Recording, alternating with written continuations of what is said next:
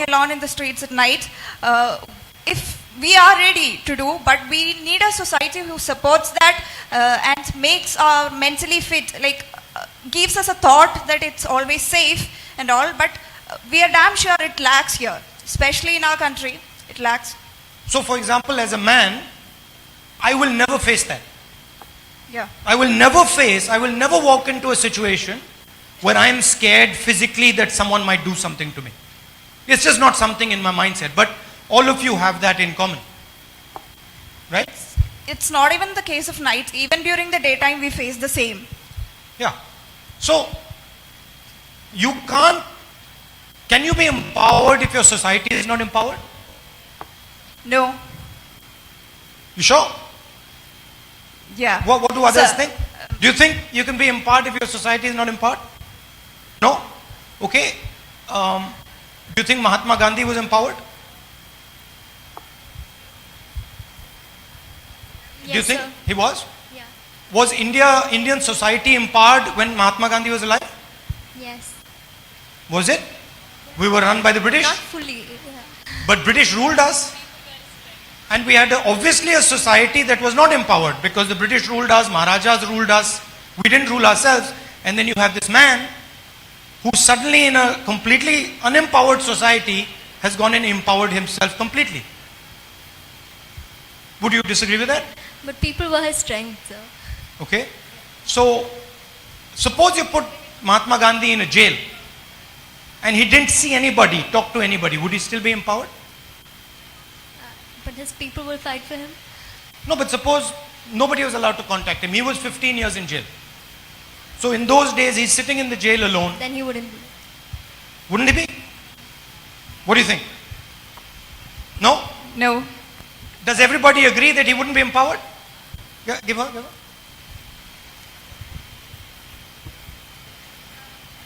I feel like empowerment is individually, like Okay. just because he's in jail, physically he's in jail, it doesn't mean that he mentally is not empowered. Okay. That's why he became the father of nation, because he had the strength in himself, he believed in himself. So physically, even if he's in jail, I feel like he'll be mentally empowered. Okay. Because obviously he showed it. After he came out, he did a lot of things. So that Yeah. means obviously he was empowered during that time he spent, he didn't let that bring him down. He Right. continued to fight. But then, see, both of you are right. There must have been moments yeah, there when must have Mahatma been Gandhi inside couldn't deal with it anymore. after And he said, now I can't deal with it. So then he was disempowered. But you can't be sure because I haven't actually met him. It's just my opinion. Yeah. I believe that this is what happened, but like, So what do you need for empowerment then? confidence. Okay. Anyone else? People to believe in you, because those years he spent in jail, he must have lost his relevance in the country. But then it was because of the people who believed in his actions and what were his vision, that when he came back, he could be as strong as he was once before. So I think the society and the people who follow him played a huge role. So in people it. play a big role. Yeah, they do. What if you are, what do you do? What do you do well? I write.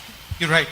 What if you wrote really, really well and you were absolutely convinced that you are an excellent writer, but everyone said you're useless?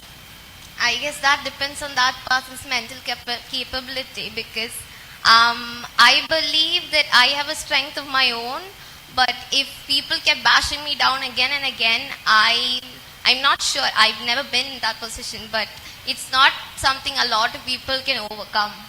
So it depends on the person, a person's strength, and through that vision, but then also how he empowers the people around him or her.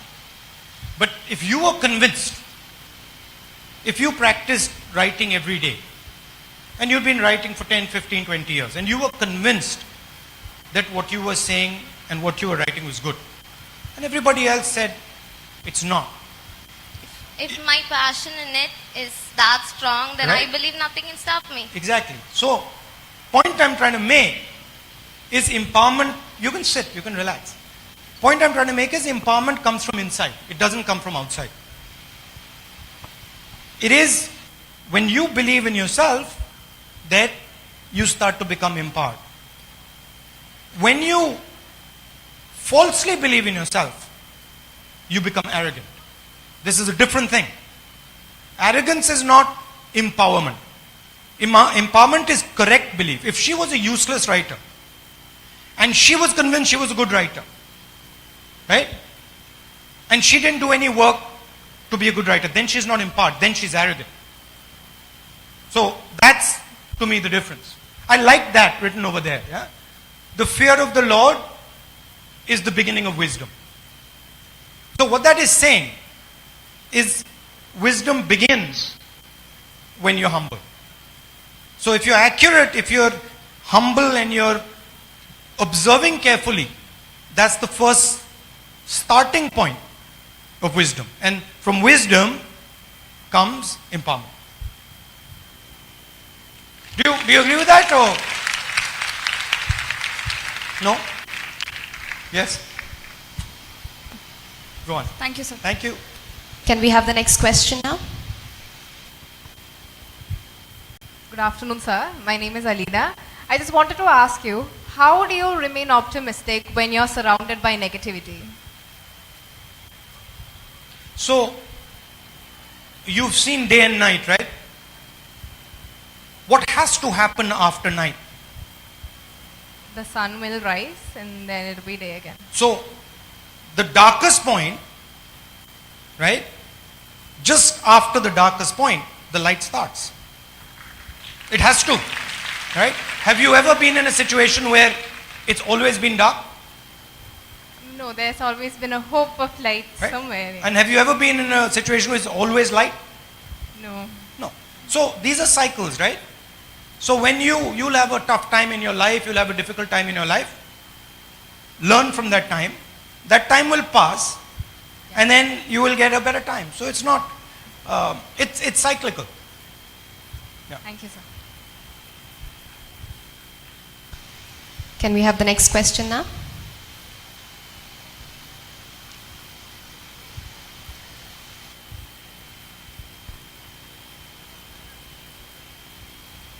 Are you normally this shy? Like you're always quiet? Is that the teachers tell you to keep quiet? Or how does, you're always silent like this? Huh? Sir, I need to ask a question or your suggestion or your idea about this. Like we have India's research and development budget. Also we have the defense budget of India. The Defense budget. defense budget. There is a huge disparity between these two. Because actually, according to Nehru, it is research what runs the country. But currently the scenario is such that about 58% is going to the defense. Yeah. So what if, I'm not speaking of an utopian condition, but what if we try our utmost to solve the issues happening on the borders in Pakistan, in China, and not try to inflame the patriotic feelings using the border issues and then garnering more votes. So would we have a better future? Like we will have more research and development budget coming on. So what is your suggestion or practical ideas regarding that? See, we are living in a time where things are dangerous on the international sphere, and it's an extremely competitive environment, right? So you cannot ignore defense. But what you can do is you can be more efficient. So if your policies are intelligent and you're being clever, smart about it, then you can spend much less than if you're not being clever about it. If you're looking at defense and you're looking at foreign policy, if you have a strategy that is balancing people, that is playing to your strengths, then you will require one level of defense expenditure. If you are playing to your weaknesses, then you will require a completely different defense expenditure. To me, India's strength is its diversity, the difference. It would not be interesting for me to come here and speak to you if you were all the same. It would be boring. I'd ask one question, you'd ask one question, I'd say thank you, I'm leaving. right? But for me, this is interesting because you're all coming from different places, you all have different ideas. So bringing this stuff together is what I consider to be India's strength. And we have, for thousands of years, the ability to bring these different ideas together. So my complaint is that we are not doing enough to bring all these ideas together. If we bring these ideas together properly, we respect each other, we carry each other, we will not require as much sort of defense expenditure, our economy will be better, we will produce more jobs, the whole thing is connected.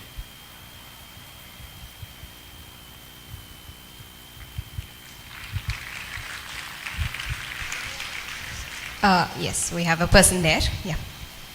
So, I am Susanna, and my question for you is this. On a serious note, India definitely saw a drop in fuel consumption over the last 1 year owing to the pandemic, lockdown, and travel restrictions. How can you account for the surging fuel prices in India despite the global slump in crude oil prices?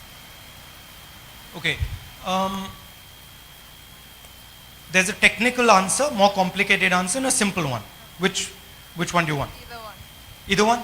The simple answer is that due to demonetization, due to GST, the Indian economy was severely damaged. So it was already weak. After that, when COVID comes in, the Indian economy basically collapsed. The government now does not have money. Because the economy is not running, they're not able to generate taxes. They're not able to generate the money to run the government. So now they're forcibly taking money from your pocket, from petrol and diesel, to try and run the government. So that's why you're paying more. Fuel prices internationally, oil prices internationally are falling. But diesel and petrol prices in India are rising. Essentially because of economic mismanagement over the last 4 or 5 years. You need a couple of things for the economy to work. You need harmony, right? Economy is an interaction between people. If there was disharmony in this room, everyone was fighting, then the interaction between people would reduce.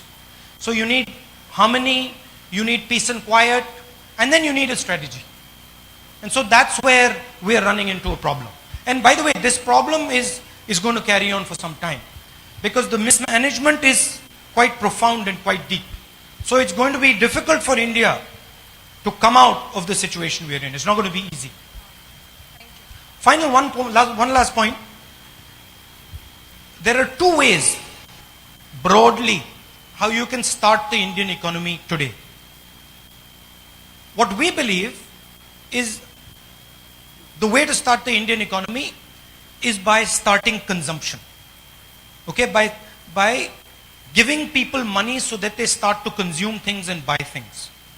What the government believes is don't start it by consumption, start it by helping the suppliers.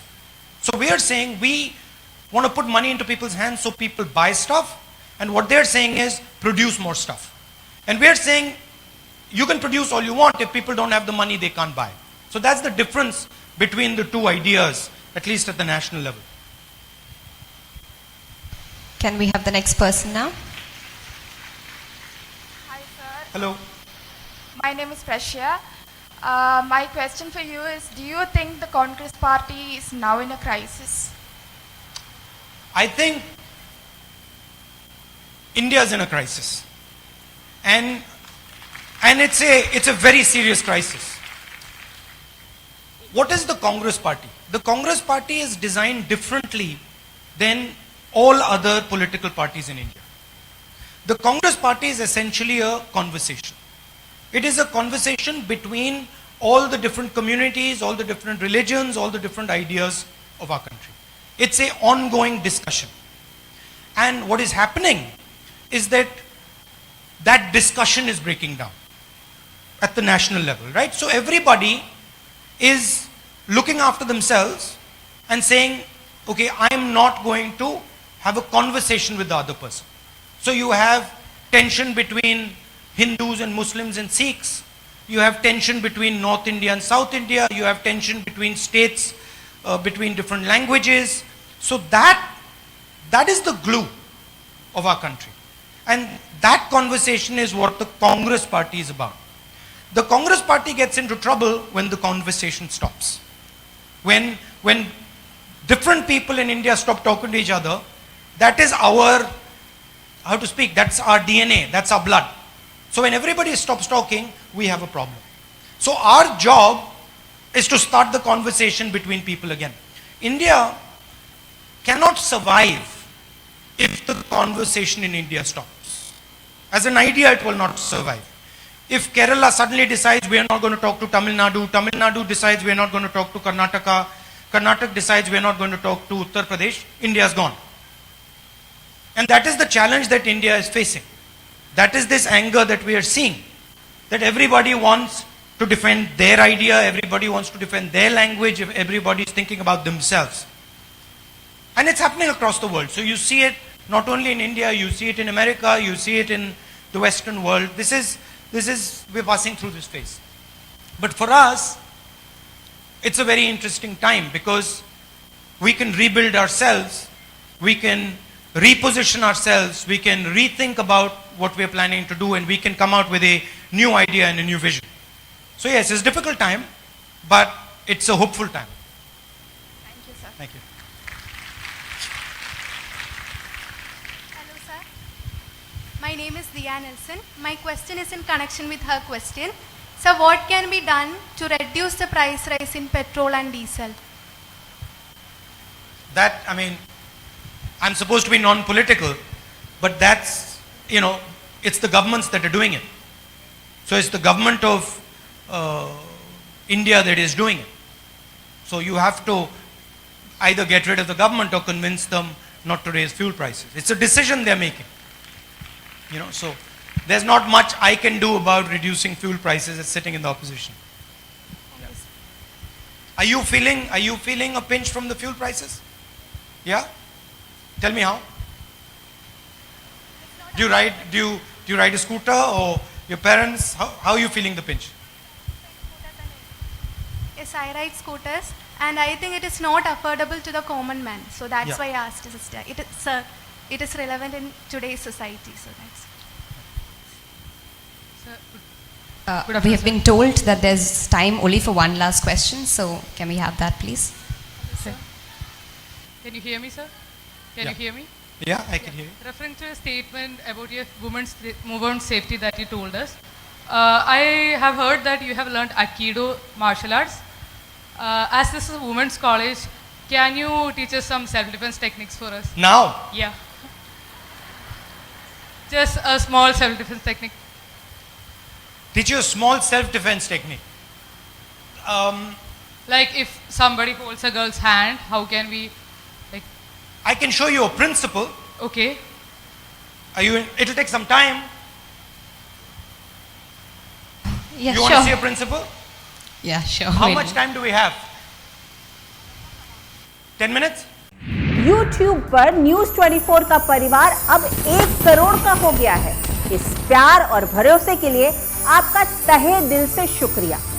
चाहे TV हो या social media, हमारा वादा है हम यूं ही निष्पक्ष होकर पत्रकारिता का धर्म निभाते रहेंगे।